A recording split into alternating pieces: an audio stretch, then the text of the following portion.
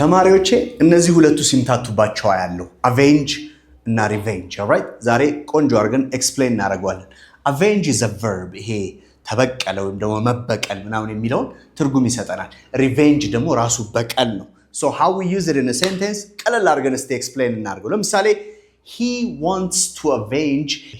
avenge his brother's death የወንድሙን ሞት መበቀል ይፈልጋል የሚለውን አረፍተ ነገር ይሰጠናል he wants to avenge ወይም ደግሞ he avenged his brother's death okay የወንድሙን ሞት ተበቀለ so ስለዚህ ይሄ ሲቹዌሽኑን ኢንጀስቲስን ወይም ደግሞ ያንን የተደረገውን wrong deed የተደረገውን መጥፎ ነገር መበቀል ስትፈልጉ avenge የሚለውን ቃል ተጠቀማላችሁ so revenge noun ነው which is uncountable revenges የሚባል እንግሊዘኛ የለም s አጨምሩበትም uncountable ስለሆነ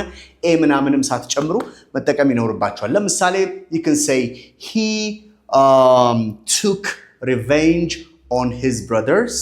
killer okay ስለዚህ የወንድሙ ገዳይ ላይ የበቀል እርምጃ ወሰደ ነው አያችሁት አይደል በቀል የሚለው revenge ብላችሁ ትመጡት ናውን ስለሆነ he took revenge on his brother's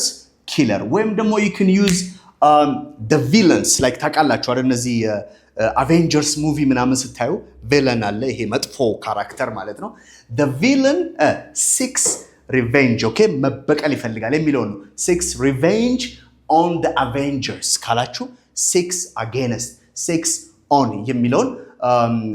seeks revenge on and seeks revenge against የሚለውን መጠቀም ትችላላችሁ ማለት ነው so እነዚህ ሁለቱ these are the kind of expressions that you can use or ወርዶቹን በትክክል አረፍተ ነገር ውስጥ ተጠቅሟቸው